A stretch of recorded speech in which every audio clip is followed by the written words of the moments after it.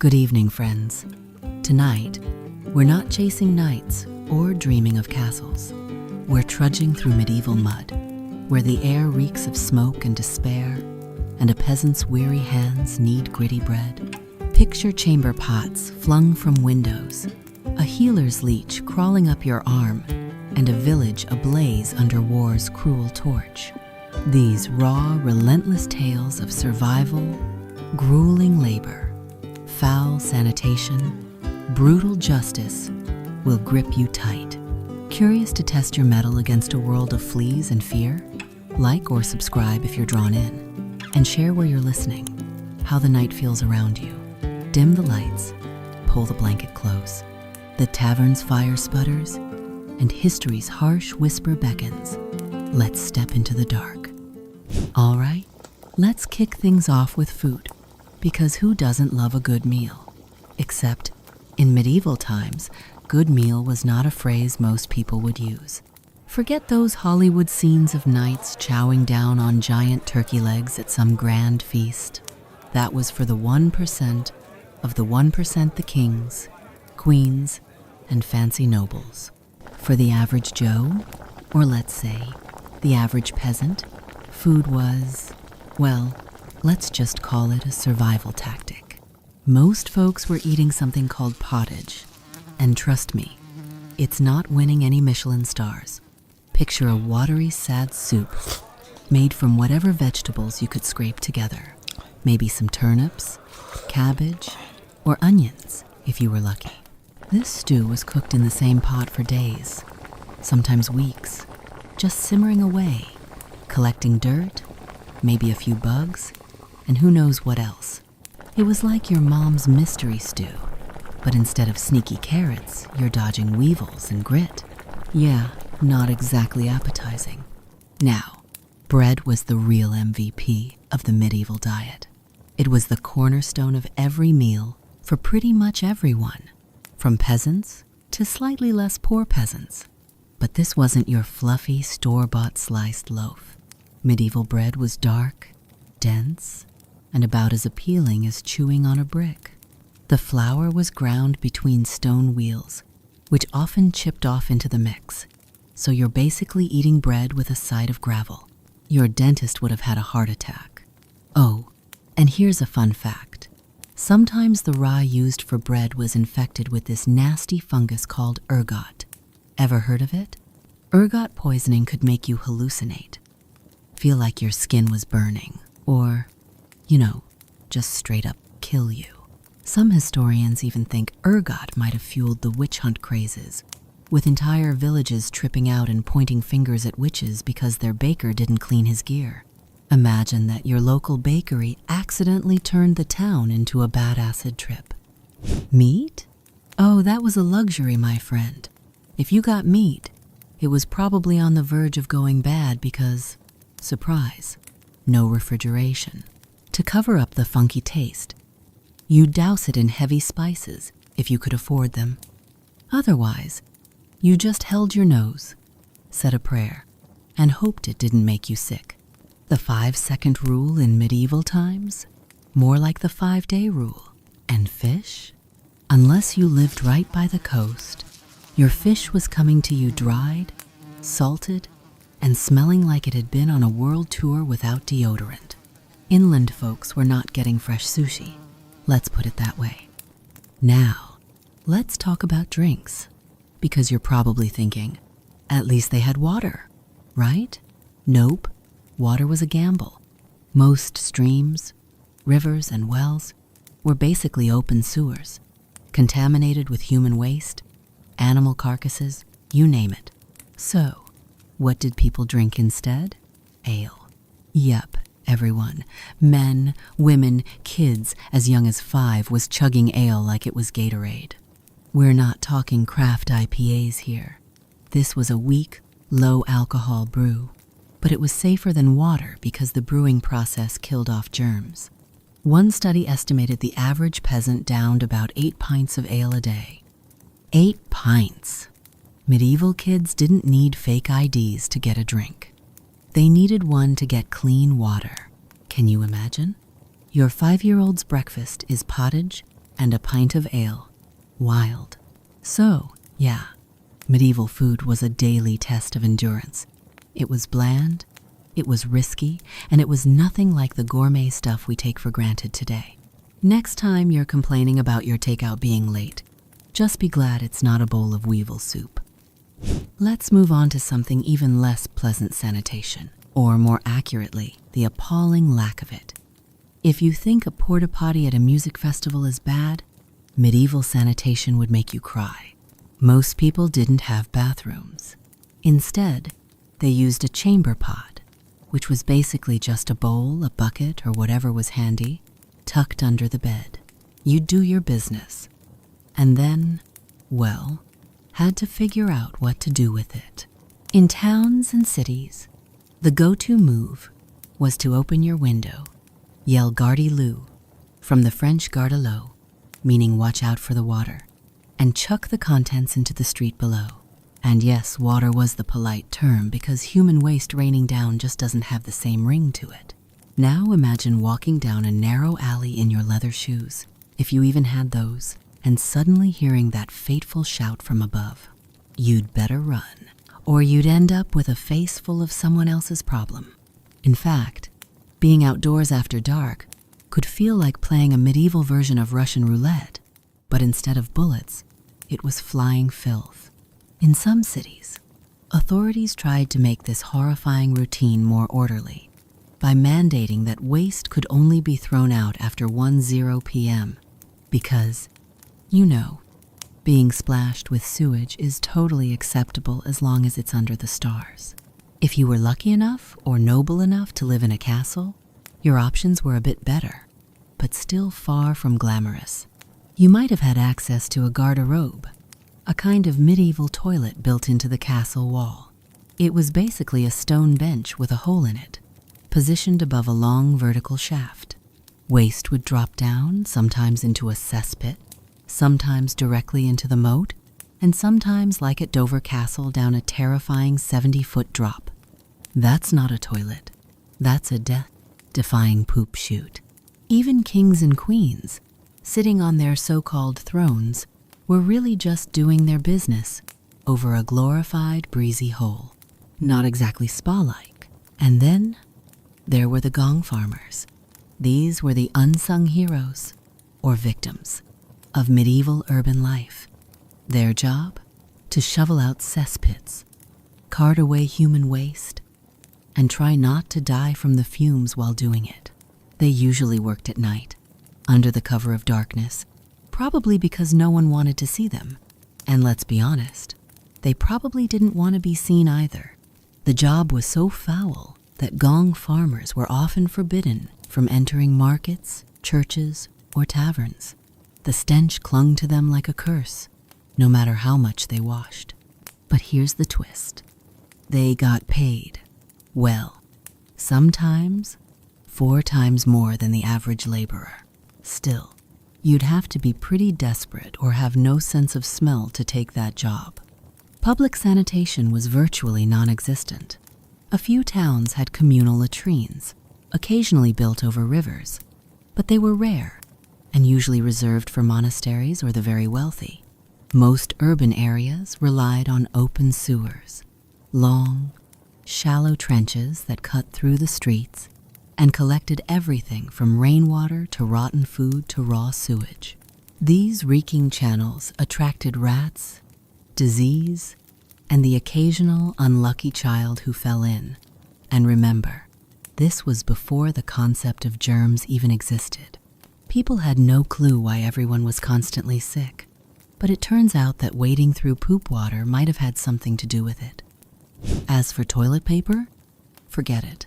People used leaves, straw, bits of moss, their tunics if things got desperate, or just their bare hand, usually the left one, which is why shaking hands with the right became a universal rule. The rich might have had bits of wool or hemp cloth, but even that was hardly comfortable. The Romans, ages earlier, had sponge-on-a-stick devices they dipped in vinegar, which honestly sounds more hygienic than anything the medieval world came up with. By the time we get to the Middle Ages, That knowledge had vanished like bathwater down a poorly designed drain. So yeah, using the bathroom in medieval times wasn't just inconvenient, it was dangerous, disgusting, and deeply unhygienic. The smell alone could haunt your dreams. The rivers were toxic, the streets were minefields, and your only defense was to look up, listen for Gardy Lou, and hope for the best. Sanitation? It wasn't just primitive. It was a nightmare painted in shades of brown. If you think your job is exhausting, imagine toiling in the medieval world, where work wasn't just hard, it was unrelenting, dangerous, and often dehumanizing. For most people, there was no concept of retirement, weekends, or even career growth. There was only survival. Roughly 90% of the population were peasants, laboring on land they didn't own, under a feudal system that left them with few rights and even fewer rewards. A peasant's day started at dawn, not with a fresh cup of coffee, but with cold, aching limbs and the pressure of keeping their family alive. There was no alarm clock, just the sun and the church bells. They worked until the sun dipped below the horizon, only stopping briefly to gulp down some pottage or stale bread. Their homes were small, dark, smoky huts shared with animals for warmth, and the work they faced outside was brutally physical. Fields had to be plowed with wooden tools, seeds planted by hand, and crops harvested with primitive sickles. There were no tractors, no machines, just sweat, sore backs, and calloused hands. During harvest season, hours stretched to 1/6 a day. The pace was frantic because a missed harvest could mean starvation come winter. One historical record from medieval England noted that a typical male farm worker burned over 4,000 calories a day without protein bars or sports drinks. The only reward? Staying alive one more day? For those not farming, other jobs were hardly more glamorous. Craftsmen like blacksmiths, carpenters, or masons often worked in dangerous, grueling conditions. Blacksmiths spent their lives in smoky, furnace-hot forges, hammering iron while breathing in toxic fumes that damaged their lungs and eyes. Injuries were common. Burns, cuts, and shattered bones could end a career or a life. Tanners arguably had one of the worst jobs. They converted animal hides into usable leather through a disgusting process involving animal brains, feces, and yes, urine. The stench was legendary.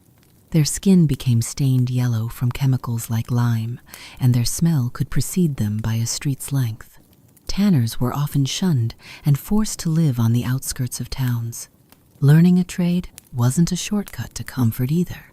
Boys as young as 7 were apprenticed into trades, meaning they worked unpaid or for mere scraps under a master craftsman. For 6 or 7 days a week, often 1-2 hours a day, they would sweep, fetch, and learn, enduring physical exhaustion and sometimes brutal discipline. After up to 1-4 years of this, they might become journeymen, traveling from town to town, still scraping by. Becoming a full-fledged master was a rare privilege, often restricted by guild rules or family connections. And then there were jobs so awful, only the desperate took them. Link boys, often street children, were paid a few pennies to carry flaming torches for the wealthy at night. This meant inhaling smoke and walking dangerous streets while being constantly at risk of robbery or assault. Even lower on the ladder were pure finders, whose job was to collect dog feces, which tanners used in their foul craft. That's right, your job was literally picking up poop and selling it. Wages for most jobs were pitiful.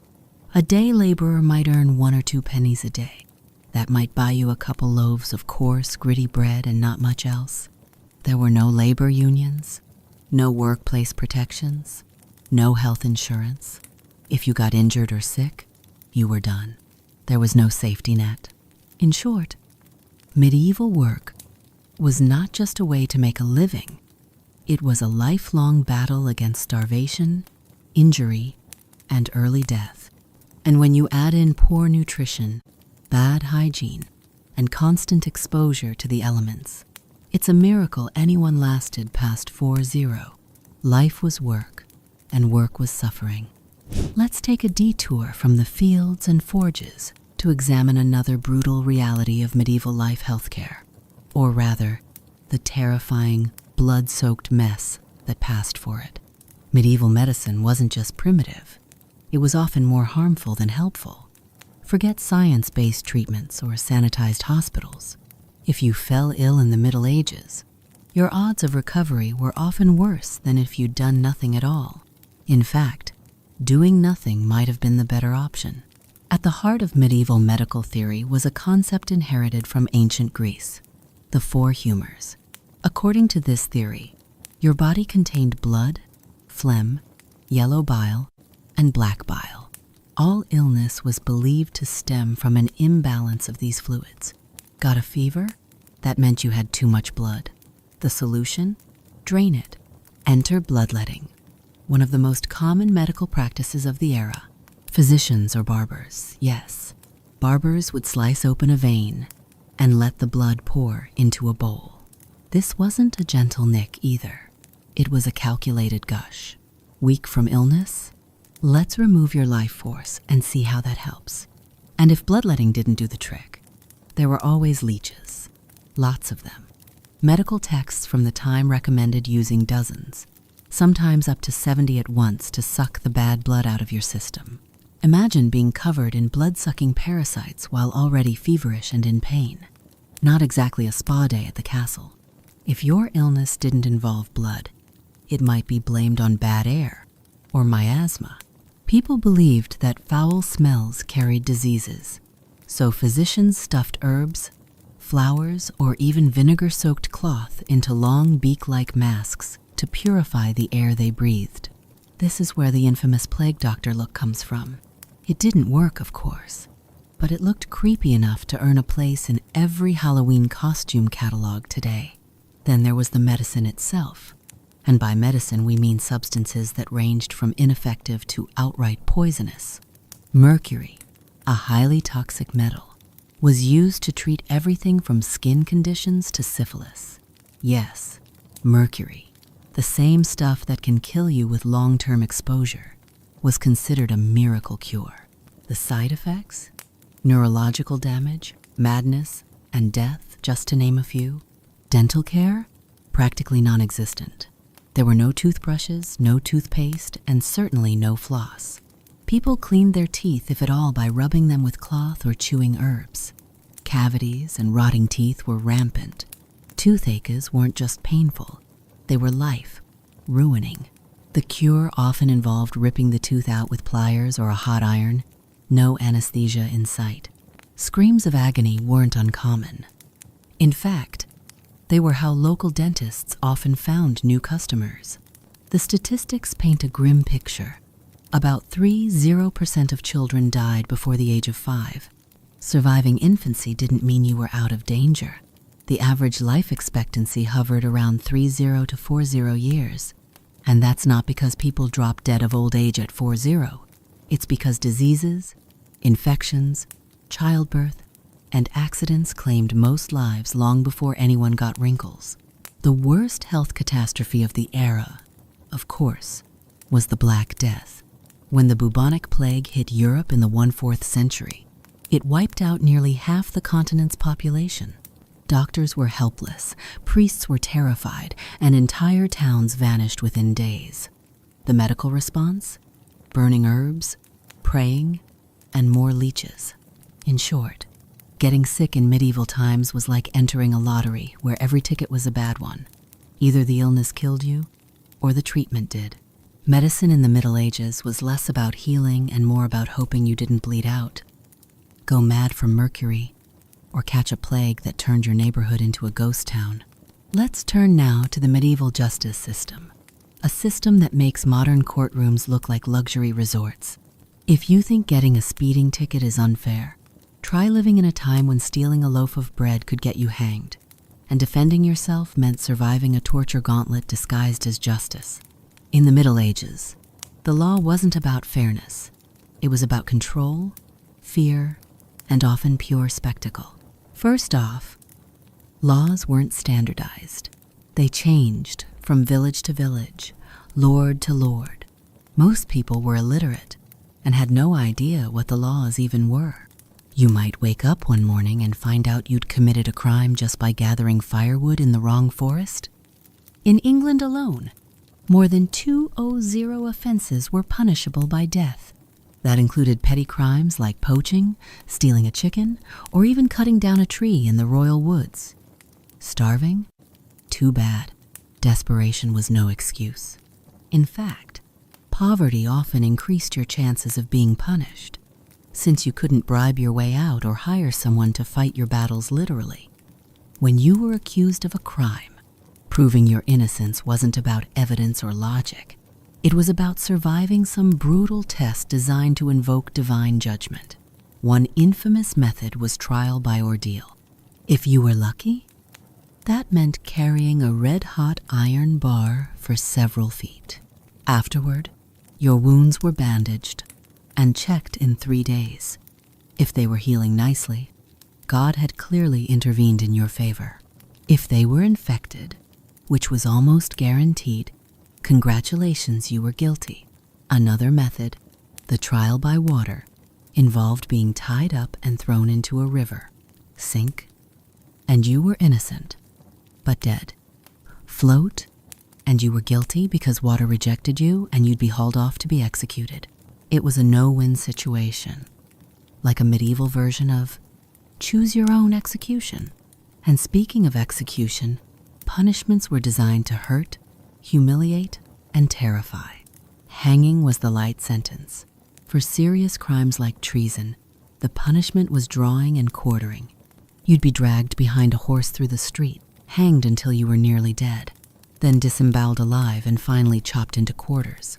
Sometimes your head would be placed on a spike as a warning. These events weren't hidden from the public. They were entertainment. Whole towns would gather to watch, bringing their children and snacks like it was a local fair. For lesser crimes, there were still plenty of nasty options. The stocks were common. Your head and hands were locked in wooden boards in the town square, where people pelted you with rotten food, garbage, and occasionally worse. Women could be punished for gossiping or scolding by being tied to a ducking stool and dunked repeatedly into cold rivers. It didn't matter if the water gave you pneumonia. You deserved it for talking too much. What about prisons? Forget rehabilitation or even a basic cell. Medieval prisons were temporary holding pits, literal pits in some cases where you'd rot in darkness, sometimes chained to the wall. They weren't places where you served a sentence. They were where you waited for the real punishment: torture, mutilation, or death. Food wasn't guaranteed. You had to rely on family or friends to bring it, and if no one came, you starved. Confessions were often extracted using torture. Devices like the rack, which stretched your limbs until they popped out of their sockets, or thumb screws, which crushed your fingers, were standard tools of the trade. Whether you were guilty or not didn't really matter once you confessed. The authorities got their closure, and you still ended up executed. As always, the rich had options. A noble could offer blood money to escape punishment, or even hire someone to fight on their behalf in trial by combat. But if you were a peasant, your fate was sealed the moment someone pointed a finger. Justice in the medieval world was a cruel lottery, and the poor held all the losing tickets. War in the medieval period wasn't some chivalrous tournament with gleaming armor and noble duels. It was raw, brutal chaos that tore through societies like a plague. If Hollywood makes you think of knights on horseback charging gallantly across a field, the reality was much grimmer. From the 100 Years' War, which, in classic medieval fashion, lasted 116 years, to local feuds between rival lords, warfare was constant, terrifying, and devastating for everyone involved, including those not holding a weapon. For peasants and townsfolk, war was a disaster, even if they never saw a battlefield. Armies didn't travel with supply chains. They lived off the land. That meant looting your home, torching your fields, killing your livestock, and maybe setting your whole village on fire, just because they could. Civilians were considered collateral damage at best, and plunder at worst. A noble feud between two lords might end with an entire region razed to the ground, not because you chose a side, but because you were in the way. If you were unlucky enough to be recruited or conscripted, the experience was harrowing. Forget about shiny armor. Only the elite knights could afford full plate armor, which cost the medieval equivalent of a luxury car. Most common soldiers wore padded jackets called gambesons, maybe reinforced with metal scraps or a cheap helmet if they were lucky. Their weapons were just rough axes, spears, and sometimes even converted farm tools like flails or scythes. Swords were expensive and usually reserved for the upper class. In war, function mattered more than flair. One of the most feared weapons of the age was the longbow. English longbowmen trained from childhood, and their training was so intense that archaeologists have found their skeletons warped from the constant strain of pulling 200-pound bows. These bows could punch through armor at long distances, turning waves of knights into pin-cushioned corpses before they ever reached the front line. In battles like Agincourt, smaller English forces devastated heavily armored French knights using sheer longbow power. But it wasn't just combat that killed, it was everything else. Take the Battle of Towton in 1461, during England's War of the Roses. Around 8,000 men died in a single day, many frozen or trampled before they could even swing a weapon. Yet in many wars, disease was the real army killer. Soldiers lived in filthy, overcrowded camps with no sanitation and spoiled food. Dysentery, typhus, and plague could wipe out entire units before they ever saw an enemy. Soldiers drank bad water, lived in mud, and treated wounds with dirty rags. Death came slower, but just as surely. Then there were sieges, which were hell on earth. Cities and castles could be surrounded for weeks, months, or even years, as attackers waited for the defenders to starve. Inside the walls, people ate rats, dogs, or boiled leather to survive. Cannibalism wasn't unheard of. The Siege of Candia lasted a staggering 21 years, from 1648 to 1669, though that was later in history. It shows just how extreme siege warfare could become. Imagine being born, growing up, and having your entire childhood occur under siege conditions. Medieval warfare didn't end with the battle either. Victorious armies often looted conquered towns, slaughtered prisoners, and raped or enslaved civilians. No Geneva Conventions here. If you survived the battle, you still had to survive the aftermath. Villages were burned to deny resources to the enemy, entire populations displaced or massacred. For the average person, war was a nightmare that arrived, uninvited, destroyed everything you loved, and left you with nothing but trauma and ashes. It wasn't about honor or heroism. It was survival ugly, random, and soaked in blood. In the medieval world, war was the ultimate expression of power, and it crushed the powerless underfoot. By now, you might think medieval life couldn't possibly get any worse. But wait until we zoom in on the daily grind. Forget romantic images of castles and knights on horseback. Everyday life for the average medieval person was a stinking, claustrophobic, exhausting ordeal from sunrise to sunset. Let's start with the smell. Medieval towns reeked. Imagine a soup of human waste, spoiled food, animal dung, tanning chemicals, smoke, and rot, all stewing under the sun. There were no sewers. People emptied chamber pots into the street or into the nearest river, and garbage was tossed out windows. The idea of garbage collection didn't exist. If it rotted or smelled, that was your neighbor's problem. Water sources were usually contaminated, making drinking water a risky business. It was no surprise that people carried pomanders, small herb-filled pouches, just to survive the assault on their nostrils. But honestly, that was like spraying perfume in a burning building. Personal hygiene was, in modern terms, horrifying. Most folks bathed only a few times a year, not because they were lazy, but because many believed that too much bathing weakened the body and made it easier for disease to creep in. When baths did happen, they were communal, and often used by multiple people in a row, so not exactly squeaky clean. Soap was a luxury item made with animal fat and lye, and not widely available. Everyone had lice, and flea infestations were just part of the background noise of daily life. Clothing didn't help much either. The average peasant wore the same outfit day in and day out, rough linen or itchy wool, patched and mended until it literally fell apart. Shoes were thin leather, if they had shoes at all, and they were terrible at keeping out mud, water, or cold. In winter, feet often froze. In summer, you just lived with the mud. And don't even think about underwear. It was rare and expensive. Now let's talk about housing. The average home was a one-room wooden shack with a thatched roof, often shared with extended family, livestock, and sometimes strangers or travelers. There was no insulation, no plumbing, and no chimney. Smoke from the cooking fire just drifted through the room or into your lungs. Beds were shared by multiple people, often sleeping head to toe, and straw mattresses housed bugs and vermin.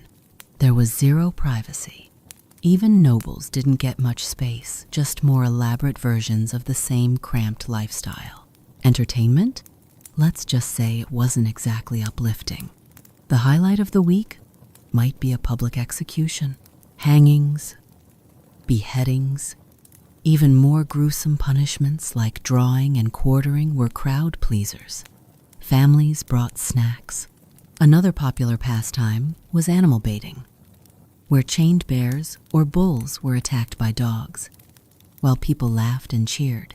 Music and storytelling from traveling bards did exist, but were rare and usually reserved for special occasions. Festivals broke the monotony but were tied to religious calendars, and often mixed piety with heavy drinking. Superstition ruled every part of life. People feared witches, demons, fairies, and omens. A solar eclipse might send entire towns into panic, convinced the end was near. Medical emergencies were blamed on sin or bad air. And since literacy was rare, news traveled by word of mouth, often arriving late, distorted, or not at all. You could wake up one day to find your village caught in the path of a war you didn't even know was happening. The feudal system locked most people into a rigid social hierarchy, where 90% were peasants tied to the land, with no real chance of upward mobility. You worked the land for a lord, paid taxes on crops, and hoped you didn't starve. If you rebelled or complained, punishment was swift and brutal. Even the language made life feel foreign. Middle English sounds like a completely different language to modern ears, full of strange grammar, French influences, and regional dialects. In short, daily medieval life was a dirty, smelly, cramped, superstitious, and exhausting grind. If you survived your childhood, dodged plague, didn't burn as a witch, and made it to your 40s, you were basically a legend. So, there you have it. A long, grim, and occasionally gag-inducing walk through the absolute nightmare that was medieval life. We've journeyed through open sewers, weevil-filled gruel, bloodletting with leeches, war zones filled with starving soldiers, and justice systems that made modern horror movies look like bedtime stories. From dawn to dusk, life in the Middle Ages wasn't just hard. It was designed to grind you into the mud and then keep kicking you for good measure. Let's recap this cheerful tour, shall we? We started with food, or the tragic attempt at it. Remember that pottage? A bowl of boiled grain and whatever scraps were lying around, seasoned with despair and garnished with bugs. Bread was a luxury, but even then, it often came with a crunchy surprise. Ground up pebbles from poorly milled flour, Dental care didn't exist. So those pebbles turned your teeth into crumbled ruins by the time you were 30.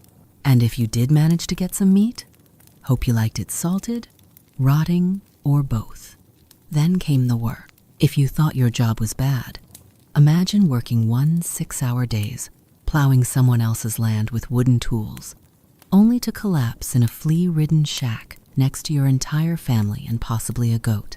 Whether you were a blacksmith, tanner, or apprentice chimney sweep, your reward was chronic pain, permanent lung damage, and maybe a whole 2 pennies a day. No weekends, no retirement, no breaks, unless you mean broken bones. Medicine? That was just legalized torture. Doctors had no clue what germs were. Illness was caused by bad air, the wrong mix of bile, or planetary misalignment. Bloodletting was the cure-all because what better way to treat sickness than by draining life out of you? Mercury was medicine. Urine was diagnostic. And if you had a toothache, someone might just yank your molar out with pliers in the town square. Good times. Let's not forget, the justice system is equal parts random and terrifying. Commit a crime, or just get accused, and you could be burned, boiled, hanged, or worse. Trials involved hot irons, drowning tests, and confessions pried out with thumbscrews. Innocent? Too bad. Guilty? Also bad. The only real difference was how many limbs you had left by the end. Public executions were so popular, they were basically community events. Kids, snacks, the whole deal. Hanging was tame. Drawing and quartering was the real crowd pleaser. And then came war, because nothing says Middle Ages like mass death and flaming arrows. Most people lived through several wars in one lifetime. Not that they fought voluntarily. Armies forged their way through the countryside, which meant stealing your food, trampling your farm, and maybe burning your village for good measure. Actual battles were short, brutal affairs of mud, blood, and screaming. If the arrows didn't get you, the dysentery would. And finally, daily life. Just disgusting. Towns were open sewers with pigs roaming the streets, disease around every corner, and superstition baked into every decision. Bathing was rare, lice were constant, and sleeping arrangements were best described as very cozy with several humans, 1 dog and a chicken. Entertainment? Executions? Social mobility? None. News? If a war started, you might hear about it after the soldiers had kicked in your front door. So next time your coffee is cold, your Wi-Fi lags, or your phone dies at 3%, take a breath. At least you're not chewing on gravel bread, scrubbing your skin with sand, or dodging buckets of human waste hurled out of a second-story window. History isn't all knights in shining armor and damsels in distress. It's blood, sweat, fleas, and survival. If you enjoyed this deep and slightly horrifying dive into medieval misery, don't forget to hit that like button, subscribe for more tales from the darkest corners of history, and drop a comment about which era you'd least want to time travel to. Until next time, sleep tight and give your indoor plumbing a thankful pat.